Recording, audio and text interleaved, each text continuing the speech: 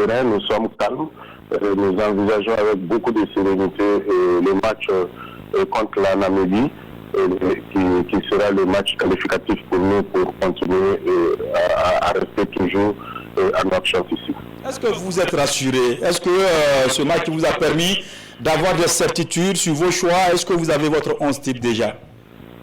Non, depuis le départ contre la Tunisie, on était sûr de ce que nous faisons, parce que tout match, il faut le prendre tel qu'il vient et se préparer en conséquence. Donc c'est dans cette optique qu'on avait préparé le match contre la Tunisie et progressivement, on a fait un résultat, on s'est appuyé sur ce match pour préparer le match contre la Centrafrique et qui a été un bon match pour nous, d'autant plus que nous ressortons avec les 3 points. Et bien, on envisage dans la même vision le match contre la Namibie et de pouvoir nous qualifier. Et donc, on est dans cette optique, donc il n'y a pas grand-chose à dire. Bon, c'est vrai que vous avez gagné, mais est-ce que dans ce match, il y a des points qui ne vous ont pas donné satisfaction? Ah oui, même si nous prenons l'attaque, c'est vrai que nous avons gagné à marquer 3 buts, mais il faut avouer que nous avons beaucoup d'insuffisance à ce niveau. Et au niveau de la défense, il y a également des réglages à faire. Eh bien, au niveau du terrain, même au niveau du terrain, on a encore des réglages à faire parce qu'on ne va pas très vite en profondeur.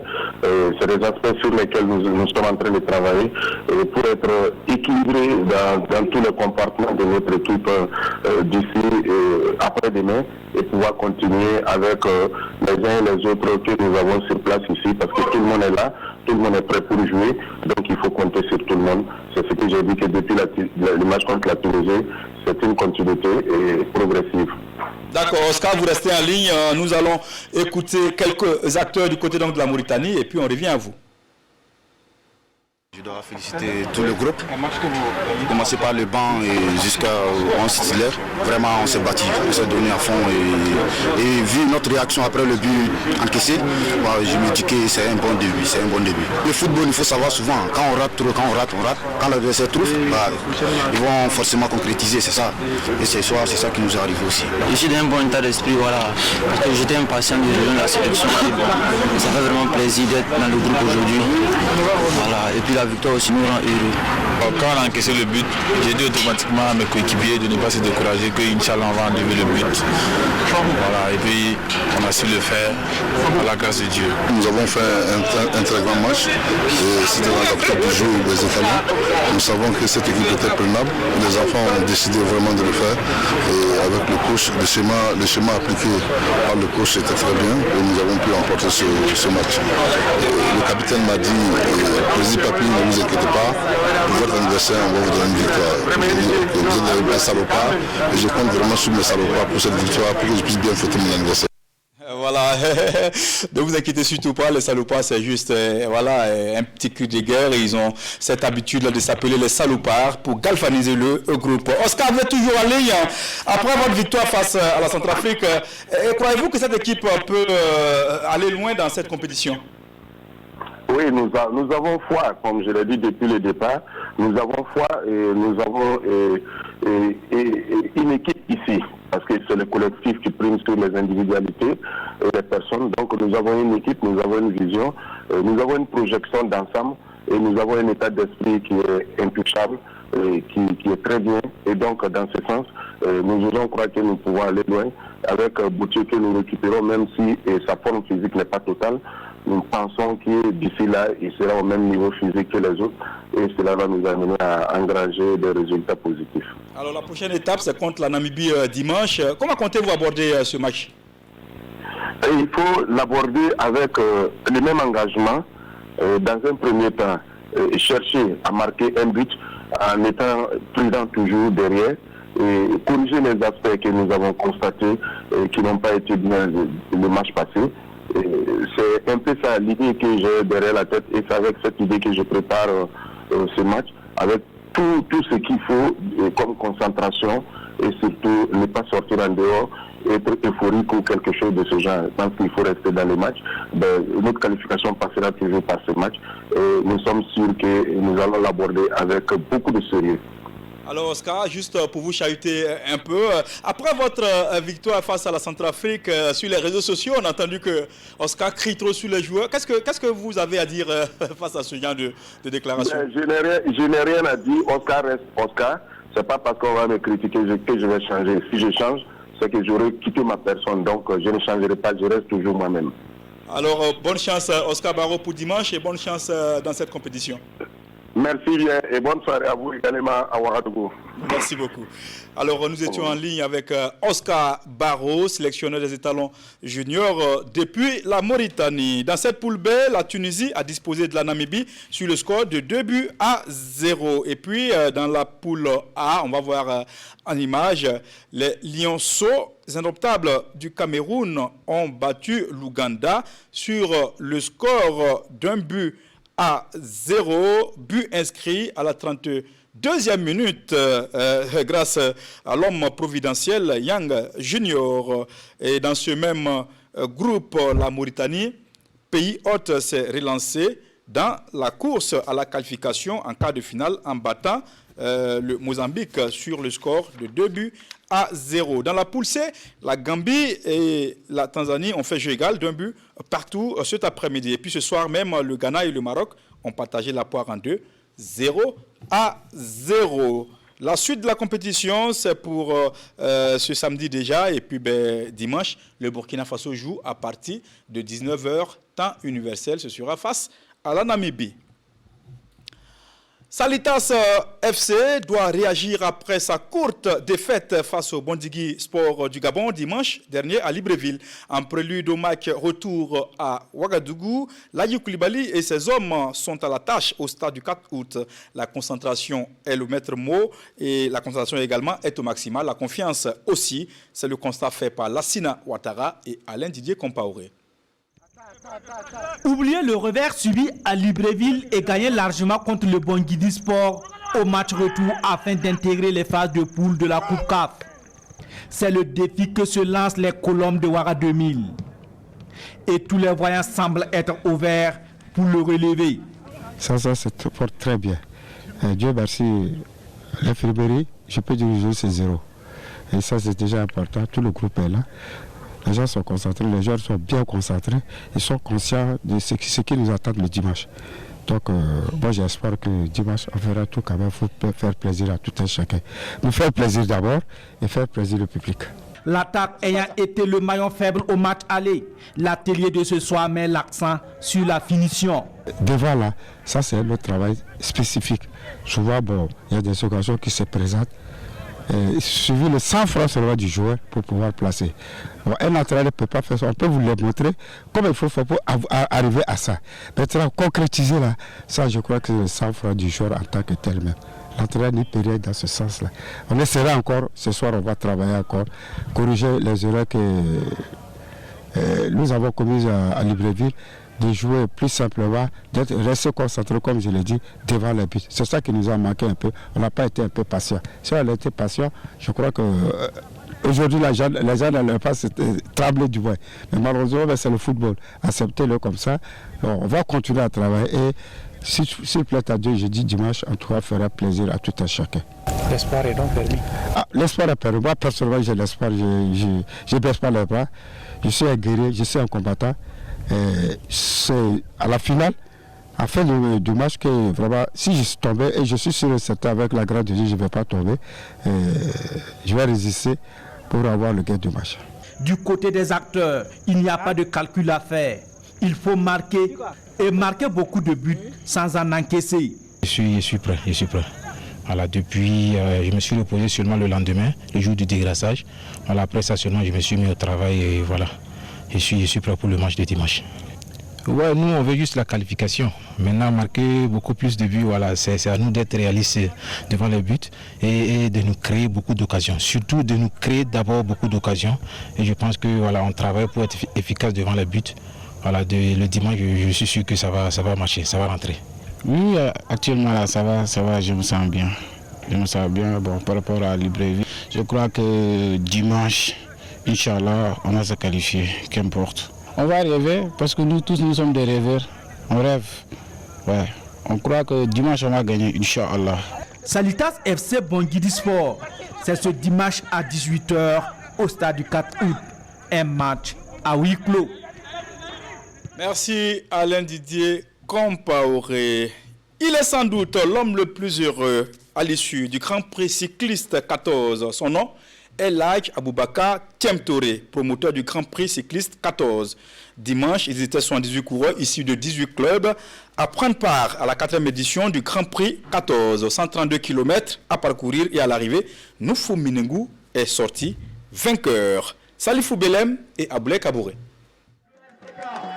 Noufou Minengou du RCK remporte la 4e édition du Grand Prix Aboubakar Tiemtoré 14 en cyclisme.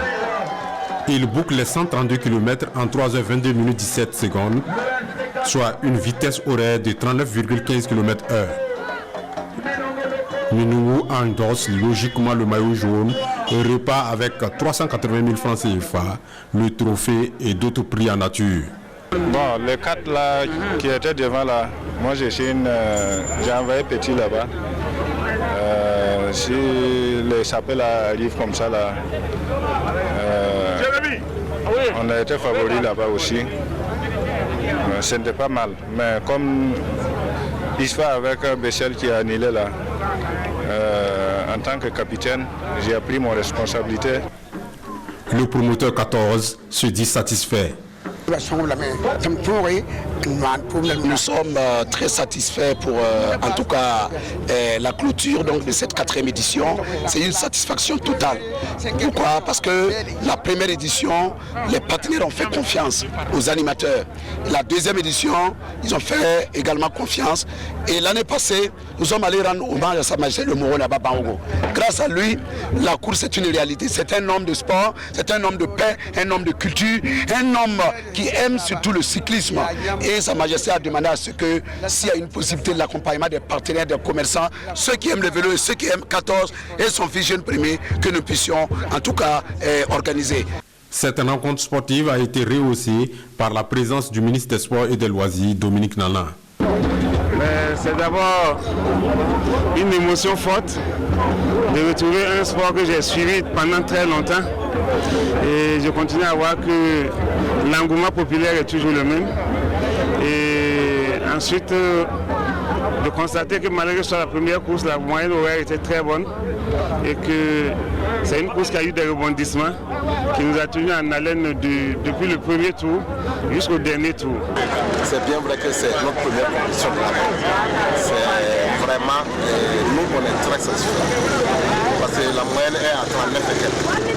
La victoire de Minengou n'était pas pourtant évidente dès le top de départ, qui a mis en concurrence 78 coureurs venus des 18 clubs.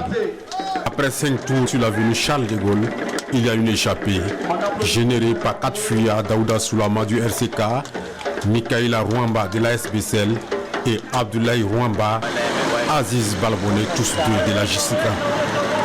La suite du peloton est distancée d'1 minute 52 secondes. Les concurrents chevronnés comme Noufou Minengou, Aziz Nekema et Mathias Sorgo sont aux aguets. Les expérimentés vont accélérer la cadence des coups de pédale. Ils rattrapent les 4 fuyards et annulent l'échappée au 27e tour. La lutte est âpre. Il y a 49 abandons. Les plus aguerris continuent. Et au finish, Noufou Minengou du RCK devance respectivement Aziz Nekema de l'USFA et Mathias Sorgo de la JCK sur la ligne d'arrivée. 2 autres courses en apéritif ont été servies au public. Chez les dames, c'est Awa Bamogo, la championne nationale, qui est sortie victorieuse. Elle est suivie de la vice-championne nationale, Rukiatou Ouedraogo. Toutes deux, elles représenteront le Burkina au championnat d'Afrique du 2 au 6 mars prochain en Égypte. Dans la catégorie des jeunes, Noufou Tapsoba, c'est le mieux illustré. Voilà, merci. Alors, un peu de volleyball, sinon du volleyball dans ce Actu Sport. Samedi dernier, au terrain donc, de la Fédération de volleyball 6 à l'ISSDH, on va voir en image, la Ligue du centre de volleyball a lancé sa saison sportive 2020-2021. Des matchs de volleyball de masse, du beach volley, une signature de convention avec un équipementier sportif, la découverte du nouveau logo de la Ligue du centre de volleyball et le tirage au sort pour le démarrage du championnat national de volleyball sont les moments forts qui ont rythmé cette journée de lancement officiel de la saison sportive. C'est le moment de recevoir notre invité. C'est après cette parenthèse.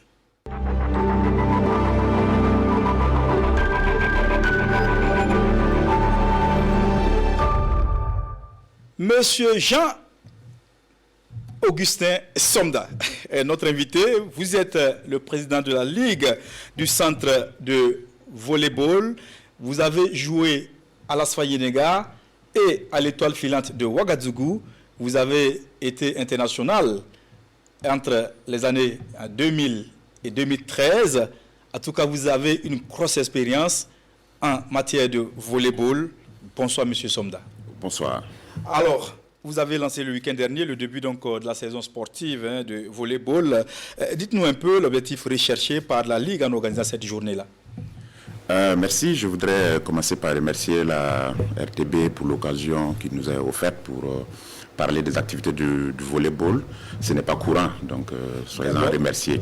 Alors, le samedi passé, nous avons sacrifié une tradition que nous avons héritée de nos dévanciers, qui, à l'occasion du début de la saison, consacrait ce qu'on appelait à l'époque le tournoi Apollinaire Lompo, du nom d'un illustre entraîneur de volleyball, M. Apollinaire Lompo, qui malheureusement nous a quittés il y a quand même un peu plus d'une vingtaine d'années. D'accord.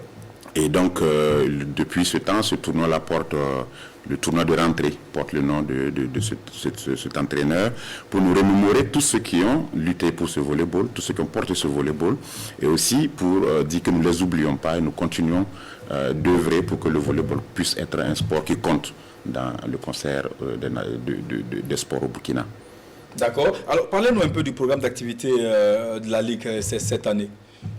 Alors, nous avons commencé samedi avec une activité dédiée au sport pour tous, mais en annexe, nous avons fait une compétition d'exhibition du beach volleyball, quelque chose qui est totalement nouveau. C'est nouveau, oui. Et oui, c'est totalement nouveau. En tout cas, moi, j'adore le beach volley. Oui, mais vous aurez l'occasion de venir faire des reportages, de découvrir ce sport qui est un peu plus simple à pratiquer et un peu moins coûteux que le volley indoor qui se joue à 6. Donc, nous aurons cette année, en plus du championnat national qui à la base est une activité de la fédération burkinabé de volleyball, nous saluons au passage le président Kazimi Sawadogo et son équipe. Nous aurons en plus le championnat régional de beach volleyball et nous aurons des activités de relève. Donc chaque 2 mois, il y aura une activité, un regroupement des minimes et des cadets pour leur donner de la compétition et de la visibilité, histoire de les motiver à la pratique de ce sport. Donc nous avons fait le tirage au sort le samedi 13. Nous comptons démarrer les premiers matchs le 6 mars. Nous avons pour l'instant quelques soucis de licence avec la fédération qui doit les finaliser. D'accord. Mais donc c'est une date provisoire. Une date provisoire, mais nous faisons tout pour que cette date puisse tenir, parce que nous travaillons à faire en sorte que le volleyball puisse avoir un calendrier fixe. D'accord. On ne peut pas continuer à tâtonner, à ne pas savoir quand elles sont commencent, quand elles sont finies. C'est très important, puisque une saison sportive est définie dans le temps. Tout à fait. Depuis des années, nous n'avons pas pu nous inscrire dans le canevas du ministère des Sports. Et nous pensons que si on veut être crédible, si on veut aller vers des sponsors, si on veut aller vers le ministère pour demander des soutiens, il faut que nous respectons le calendrier fixé par le ministère. Alors, dites-nous quelle est la situation du volleyball dans la région du centre, quand on sait qu'à votre époque, le volleyball, en tout cas, a connu vraiment ses lettres de noblesse à votre époque. On se rappelle encore du tournoi de la solidarité, le championnat qui était disputé entre l'EFO et l'USFA. On a connu vraiment des moments de gloire du volleyball. Oui, permettez-moi de rappeler des choses qui ne sont pas totalement connues dans ce milieu de sport, que sur les 9 premières éditions de la Coupe de la Solidarité qui regroupe tous les pays de la zone 3 de l'Afrique de l'Ouest, le Burkina a remporté les 7 premières éditions. Ah oui. Cela s'est passé sous silence, mais c'est pour dire que entre les années 97 et 2007, l'équipe nationale du Burkina était d'une certaine qualité. Et cela est dû certainement à l'abnégation et au travail d'un certain nombre de personnes que je salue au passage. Alors, la Ligue du centre de volley-ball, c'est la ligue la plus forte. C'est la ligue qui regroupe à peu près 80% des équipes qui jouent à l'élite. En équipe nationale, en hommes et en dames, surtout en hommes, on a à peu près 95% de l'effectif. En dames, un peu moins. Nous ne faisons pas la fine bouche, même si nous souhaitons que les autres régions se développent. Mais il n'y a pas que le sport d'élite. Le volleyball est un sport qui a occupé certaines places administratives dans ce pays. Et nous comptons faire en sorte que la pratique du volleyball puisse encore repartir dans les administrations, puisse encore repartir dans les quartiers. Et c'est en cela que nous saluons tous ceux qui font des efforts à Balkui, à Somgandé, dans les services comme Buniger, BBDA, comme Sonabel. Et nous demandons de continuer à soutenir ce sport pour que ce sport continue de vivre dans ces lieux-là, pour que nous puissions inspirer, impacter et trouver d'autres pratiquants. D'accord. Montrez-nous votre logo, le tout nouveau logo. Hein, on l'avait vu déjà dans le reportage, mais oui. Voilà, le logo il est imprimé sur un t-shirt. Oui, c'est important de dire que pour la première fois, depuis que moi je connais ce volleyball, c'est la première fois on a un partenariat avec un équipementier qui va nous soutenir parce que nous avons innové dans ce championnat-là. Nous avons à peu près 103 matchs au cours du championnat et chaque journée, chaque match, on va désigner le meilleur joueur du match. Et ce meilleur joueur-là va recevoir un maillot de ce type qui est sponsorisé par notre équipementier, Crasport, si je peux me le permettre, qui est quelqu'un, donc M. Zungrana, recevez mes salutations. M. Zungrana. Voilà, merci beaucoup, parce que c'est un monsieur qui fait beaucoup pour les sports qui sont dits pauvres. Et donc nous demandons à travers lui que d'autres personnes, d'autres équipementiers, d'autres structures puissent également emboîter le pas, pas seulement pour le volleyball, mais aussi je plaide pour le handball, pour le basket et pour les autres disciplines. Merci beaucoup, voilà, Monsieur Somda. Merci d'être passé sur ce plateau. En tout cas, nous avons été très très ravis de vous recevoir, de parler de volleyball, de parler de votre programme d'activité et de tout ce que vous voulez faire pour le volleyball au niveau donc de la Ligue du Centre. Et je rappelle que vous êtes le président de la Ligue du Centre de volleyball. Merci d'être passé sur ce plateau. Merci beaucoup. Voilà. Alors, une trentaine d'élèves de l'école de karaté-do Shotokan Nebié Club ont reçu leur ceinture et diplôme à l'issue de la passation de grade. C'était dimanche dernier à l'SSDH. Les détails avec Amado Ilboudo et Mariam Ouattara.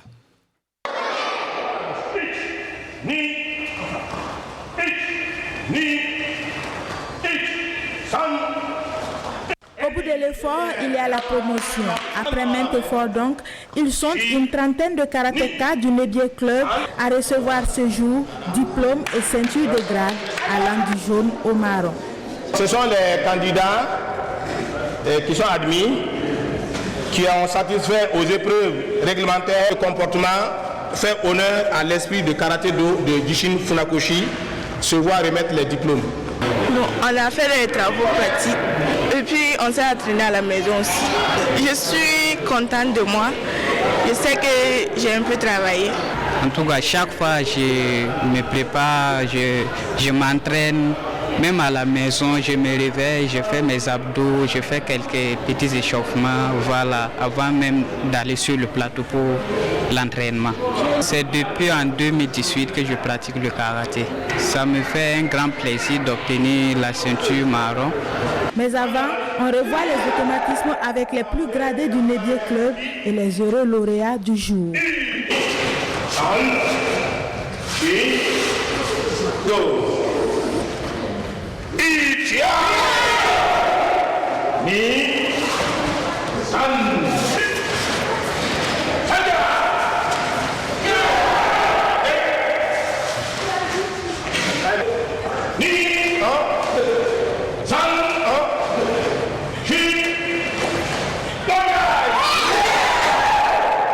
Le karaté, c'est, si vous voulez, la maîtrise de l'esprit du corps. Il y a d'abord les techniques. Donc on évalue d'abord les techniques. On apprend un certain nombre de techniques aux élèves et puis ce qu'on appelle aussi les katas. Ça veut dire que c'est un déplacement dans l'espace, selon un schéma bien précis que l'élève doit maîtriser et en exécutant des techniques, des enchaînements de mouvements. Donc c'est dans l'esprit de combat. Ensuite, il y a la concentration. Donc ici, on essaie de voir les élèves qui arrivent à se maîtriser, à se concentrer et à faire les mouvements sans se tromper. Et après ça, il y a la dernière partie qui est la partie de la mise en application des techniques qu'ils apprennent. C'est ce qu'on appelle le combat, le kumite en japonais. Donc face à un adversaire, on demande à l'élève de mettre en application ce qu'il a appris en kata et en kion. Pour clôturer cette cérémonie de remise des diplômes et des ceintures de grade, le salut martial avant d'immortaliser la journée par une photo de famille. Classement FIFA donc paru ce jeudi. Le Burkina Faso est classé 10e africain et puis bien évidemment 58e mondial. La tête du classement africain est occupée par le Sénégal, suivi donc de la Tunisie, de l'Algérie, du Maroc. La Côte d'Ivoire est classée 12e. Voilà. Alors, c'est tout pour ce soir. Nous sommes vendredi, le début donc du week-end. Soyez prudents et je vous recommande la modération. Bonsoir et à très bientôt sur la RTB pour nos actualités sportives.